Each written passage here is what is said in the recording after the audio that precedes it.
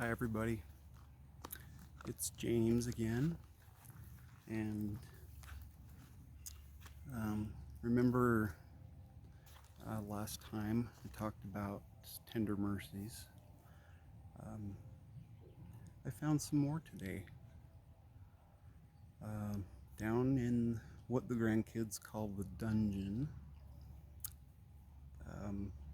I found a box, and it was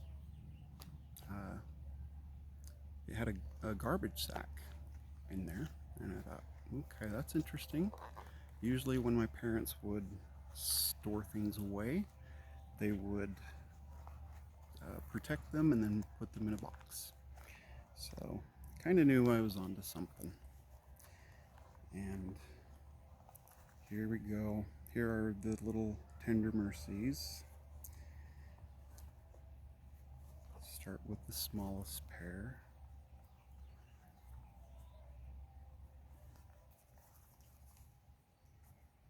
These were my brothers. Little feet, little feet. Just nice all white. And here's a slightly larger pair of white ones. Just so doggone cute. And then, I'm pretty sure my mom would have picked these out. Maybe my dad did, I don't know. But these would have been my brother's little tiny church shoes. They're just so doggone cute. My brother's little feet went inside of these. There's the bottom. And then one last pair. And these are red. I stuffed them with some paper towels so you could see what they would have looked like when he was wearing them.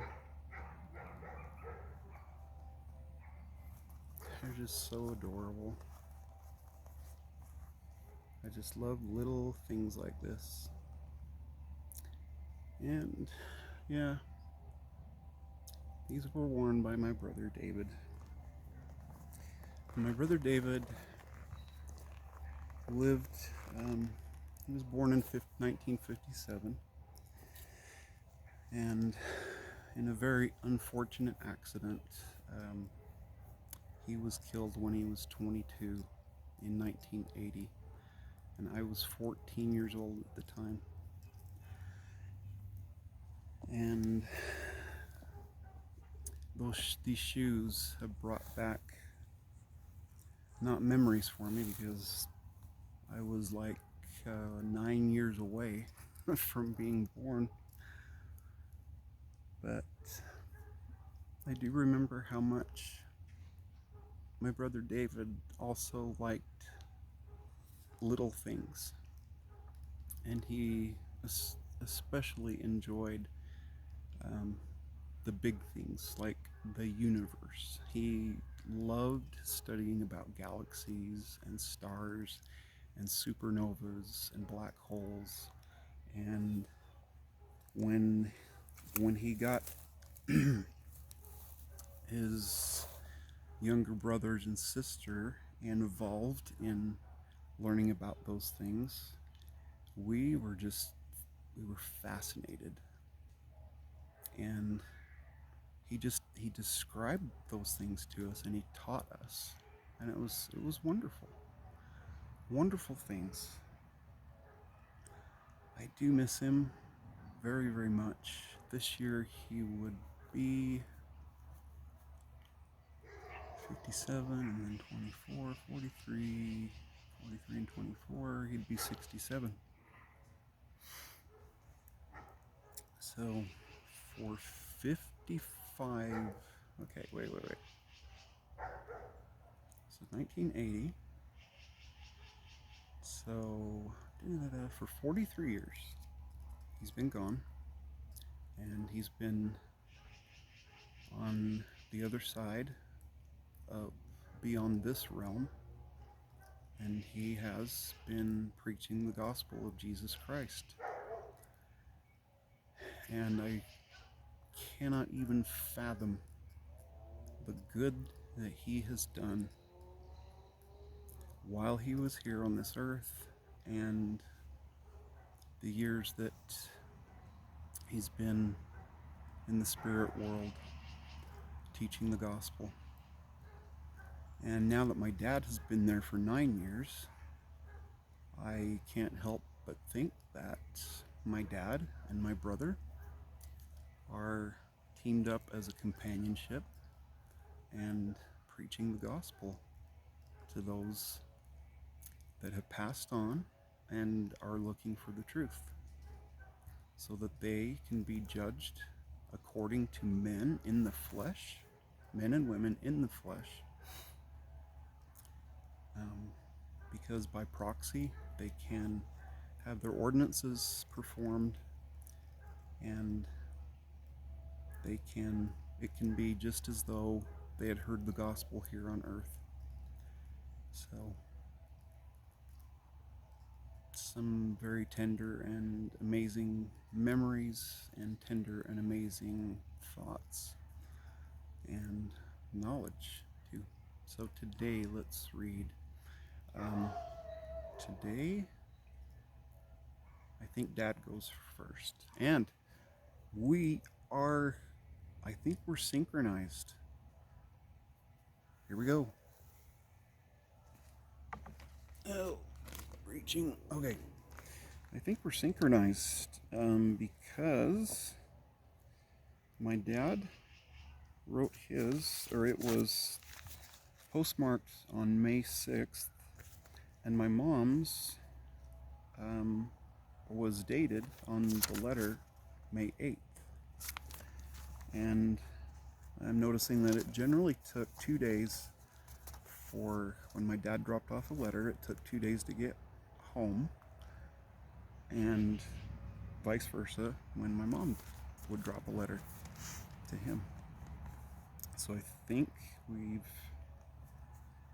got some good synchronization going. So today, here we go. I'm just gonna wet my whistle here for a minute, or for a second. Hold on.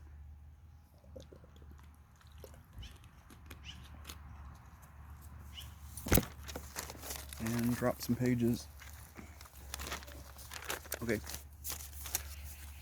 My dad writes, "Hi, honey. Well, today's Saturday night, and I sure am pooped. I worked all day today. I watered the lawns for about 5 hours, and it sure got tiresome, and most of the guys stayed in the barracks and slept. I got sunburned on the back of the head, and it sure looks funny because I got a red line, then a white one where my hat was." Sorry, Dad. It is kind of funny. "Well, tomorrow is Sunday, and it sure will be better because I can go to church, and that will relieve the tension on my mind. I sure wish I could see you because I love you so much. Well, I found out there's some phones around here, but I better not call because it costs your parents too much. Okay, and please understand, I'm reading these just as I open them, and pull the letters out. So if it sounds like I don't know how to read, I really do. I know how to read really well, but to read letters, a little bit different. Okay, the phone's around here, but I better not call because it costs your parents too much. If I would ever get my pay, I would call you, but I better not till I get paid. Just as soon as I do, I'll send your parents $10 for the phone calls. Darling, I love you so much and miss you so. Well, I guess I won't be able to mail this letter till Monday, but it can't be helped.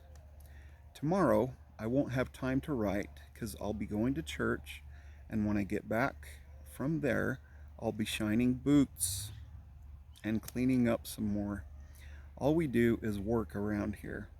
These guys I run around with sure are nice guys, and only one smokes, but I think he will stop pretty soon. Yeah, go Dad. That's that's awesome. Just depending on who you hang around with, um, that's how you'll behave. Truth. Dean is a returned missionary. Dwayne comes from Utah. Pete comes from Idaho. Montana will stop smoking pretty soon. That's interesting. His name is Montana. Cool. Darling, it makes me feel a million times better when I get a letter from you. Baby, I love you so much. I think I get out of this outfit on the 22nd of June. Baby, thanks for the ring. It sure brings back memories, and I think of it that I think of all the time. All I can do is think of you and dream of you all night. We had a GI party Friday, and it sure was fun. We cleaned. Okay, they're having a party by cleaning. We cleaned everything in sight. I didn't think to get. I didn't think. I don't think I get to leave Fort Ord for 8 weeks. I sure would like to go to one show at least. Baby, for 2 cents, I'd go over the hill and come home. Oh, and there's a deer running right through the pasture. She's so beautiful. Okay. Okay, for 2 cents. Okay, baby, I love you so much.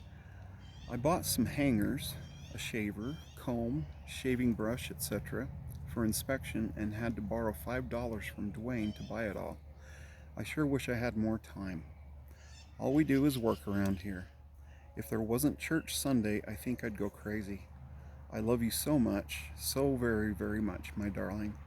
I wish I could go find a corner and cry for a while, 'cause I miss you so much.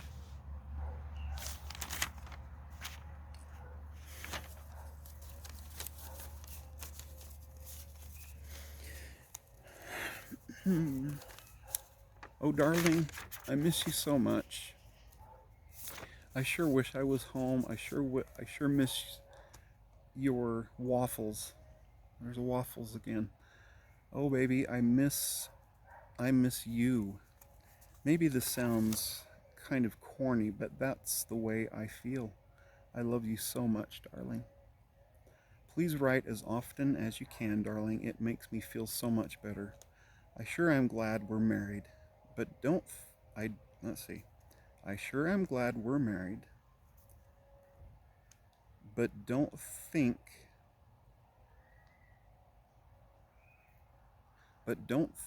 I should. You should have been tied down to a dumb-looking thing like me. Okay, these are teenagers, and that's a thing that teenagers do. Is these teenagers anyway, they kind of put themselves down, but they got better at not putting themselves down. Okay, continuing. I'm sure a lucky guy to have a wife like you, darling. I think you're too good for me. I sure miss you, baby. Darling, please write as soon as and as often as you can. I love you, darling. I guess maybe too much. Is there really too much? I don't think so. That's why he misses her so much and wants to go over the hill and go AWOL all the time. What do you mean by saying you think? What do you mean by saying you think you think You're glad you're married to me, don't you? That does not make sense. What do you mean by saying you think you're glad that you're married to me? Don't you know? Okay. Well, baby, I guess I better go. Please write soon. With all my deepest love, Lynn. P.S. Be good and write. And then there are 8 X's and 8 O's. Kisses and hugs. Okay, that was Dad's. And I'm just going to take a moment and tilt this up a little. I think it was sagging. And today reading I'm reading these in front of my brother's beautiful garden. And he does have a beautiful garden. It's really nice. It's very beautiful and organized. Got a drink.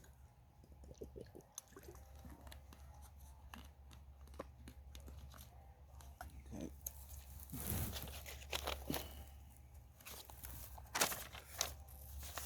Okay. From Mom, May 8th, 1957.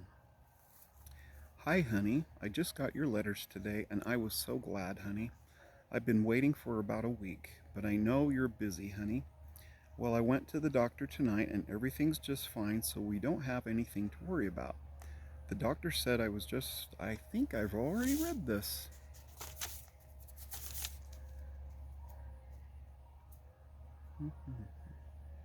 Yep, because she talks about